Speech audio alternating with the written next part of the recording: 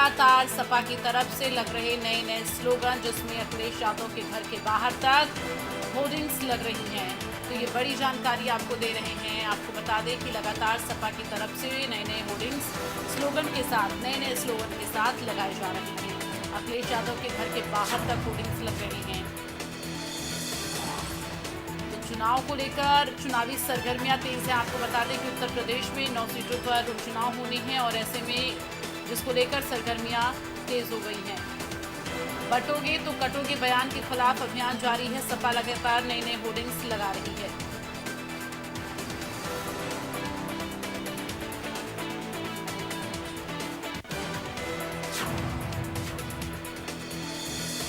बटोगे तो कटोगे अभियान, आपको बता दें कि इस बयान को लेकर अभियान लगातार जारी है, क्योंकि सपा कार्यालय पर रोज नई नई होर्डिंग्स लग रही हैं। नए नए स्लोगन के साथ होर्डिंग्स लगाए जा रहे हैं।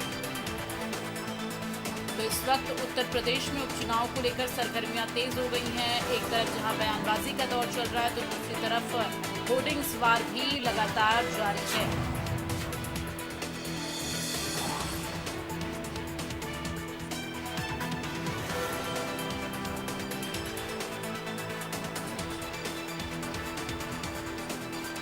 तो आपको बता दें, जिस तरह से बटोगे तो कटोगे का बयान सामने आया था सीएम योगी आदित्यनाथ का, उसके बाद से लगातार अब उसको लेकर नए नए स्लोगन के साथ होर्डिंग्स लगाई जा रही हैं। और आपको बता दें, सपा कार्यालय से लेकर अखिलेश यादव के घर तक होर्डिंग्स लगाई जा रही हैं। होर्डिंग्स के जरिए वार किया जा रहा है, हमला किया जा रहा है। नए नए स्लोगन के साथ होर्डिंग्स लगाई जा रही हैं। बटोगे तो कटोगे बयान को लेकर विरोध जारी है।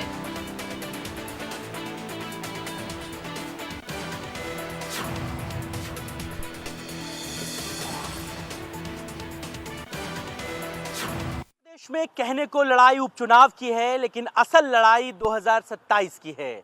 और 2027 की पृष्ठभूमि को बनाने के लिए इस समय लखनऊ में होर्डिंग वॉर छिड़ा हुआ है। समाजवादी पार्टी कार्यालय से लेकर भारतीय जनता पार्टी के कार्यालय तक तमाम तरीके की होर्डिंग्स लोगों का ध्यान आकर्षित कर रही हैं। समाजवादी पार्टी कार्यालय पर पार्टी कार्यालय से लेकर अखिलेश यादव के घर तक होर्डिंग्स ही होर्डिंग्स नजर आ रही हैं। और आज राजधानी में कुछ नई होर्डिंग्स लोगों का ध्यान अपनी ओर आकर्षित कर रही हैं। चूंकि उत्तर प्रदेश में 9 सीटों पर उपचुनाव होना है, इन उपचुनाव में पीडीए का एक साथ रहना बहुत जरूरी है समाजवादी पार्टी के दृष्टिकोण से, लिहाजा उसे लेकर के तमाम तरह की होर्डिंग्स लग रही हैं। ये होर्डिंग्स जुड़ेंगे तो जीतेंगे लगी हुई है, जिसमें यह साफ तौर से दर्शाने की कोशिश है कि कहीं ना कहीं पीडीए का साथ रहना बहुत जरूरी है। तो वहीं अखिलेश यादव को 2027 के चुनावों में सत्ताधीश के तौर पर भी दिखाती ये होर्डिंग्स लोगों का ध्यान आकर्षित कर रही हैं। ऐसा नहीं है कि सिर्फ बड़ी बड़ी होर्डिंग्स ही लोगों के लिए एक आकर्षण का, एक चर्चा का केंद्र हो। छोटी छोटी बैनर पोस्टर में भी तमाम तरीके के स्लोगन, तमाम तरीके की जो लाइनें हैं, वो अपनी ओर लोगों को आकर्षित कर रही हैं। हिंदू मुस्लिम एक रहेंगे तो नेक रहेंगे। और ठीक उसके बाद 9 का संदेश, 27 का जनादेश, पीडीए के अखिलेश, इस तरीके की होर्डिंग्स अखिलेश यादव के घर के बाहर लगी हुई हैं। ये होर्डिंग्स राजधानी लखनऊ में समाजवादी पार्टी कार्यालय से लेकर अखिलेश यादव के घर तक लगी हुई हैं। तमाम तरीके की होर्डिंग्स, तमाम तरीके से कार्यकर्ता अखिलेश यादव को 27 की लड़ाई का सबसे इंपॉर्टेंट की फैक्टर बता रहे हैं। 27 की लड़ाई में अखिलेश यादव के लिए तमाम तरीके की फिजा बनाने की कोशिश कर रहे हैं। हालांकि दीपावली के ठीक रात अखिलेश यादव सैफई से लखनऊ लौट आए थे। फिलहाल वो अपने आवास पर इस वक्त मौजूद हैं। उनके आवास पर भी मिलने वालों का एक लंबा तांता है। दीपावली मिलने के लिए अखिलेश यादव से लोग यहां पर पहुंच रहे हैं। चूंकि अखिलेश यादव को अब उपचुनाव के लिए अपनी कैंपेनिंग को भी शुरू करना है, लिहाजा आज से कल के बीच में अखिलेश यादव के लिए कैंपेनिंग किस तरीके से की जाएगी, कैसे इन उपचुनाव में अखिलेश यादव सभी विधानसभा सीटों के बाईपोल पर पहुंच पाएंगे, इस पर सबकी निगाहें रहेंगी। लेकिन लखनऊ में छिड़ा ये पोस्टर वॉर उत्तर प्रदेश की सियासत में एक नया आयाम लिख रहा है, एक नया चक्रव्यूह रच रहा है। और ये होर्डिंग्स लोगों का ध्यान आकर्षित कर रही हैं। कैमरा पर्सन अरशद के साथ मोहम्मद शबाब, इंडिया न्यूज, लखनऊ। और ज्यादा जानकारी के लिए सीधे रुख करेंगे मोहम्मद शबाब संवाददाता हमारे साथ लखनऊ से लाइव भी जुड़ गए हैं।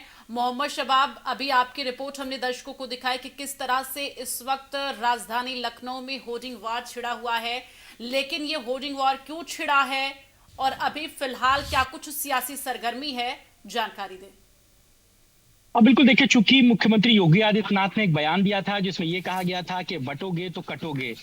इस बयान को लेकर के पूरे देश भर में एक नई जो है वो बयानबाजियों का दौर शुरू हुआ। महाराष्ट्र में होर्डिंग लगे, उत्तर प्रदेश में होर्डिंग लगे, फिर आरएसएस का इस बयान को लेकर के सपोर्ट हुआ। उसके बाद से लगातार जो सियासी फिजा है वो बदली बदली से नजर आ रही है। अखिलेश यादव बटोगे तो कटोगे के बयान को लेकर के लगातार एग्रेसिव हैं। वो जो किसी भी मंच पर पत्रकारों के बीच इस बात को कहते हैं कि मैंने आज तक अपने राजनीतिक जीवन में इतना नकारात्मक संदेश देता हुआ कोई स्लोगन नहीं देखा जितना नकारात्मक के संदेश देता हुआ स्लोगन है।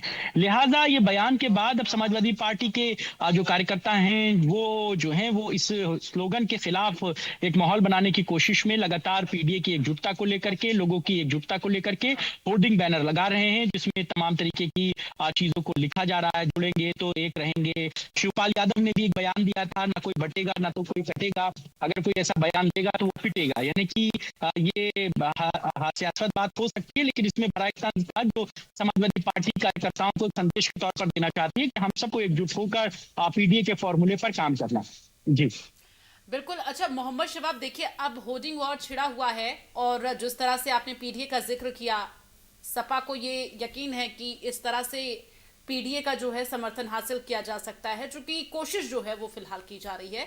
लेकिन आप जरा ये भी जानकारी दें कि ये बयान देने का क्या मकसद था, किस वजह से इस तरह के बयान जो है मुख्यमंत्री योगी आदित्यनाथ की तरफ से दिए गए थे, और साथ ही जरा ये भी जानकारी दीजिए कि इस वक्त होर्डिंग वॉर जो छिड़ा हुआ है इससे सियासी सरगर्मी पर कितना, सियासी राजनीतिक हलचल पर कितना असर पड़ता हुआ नजर आ रहा है।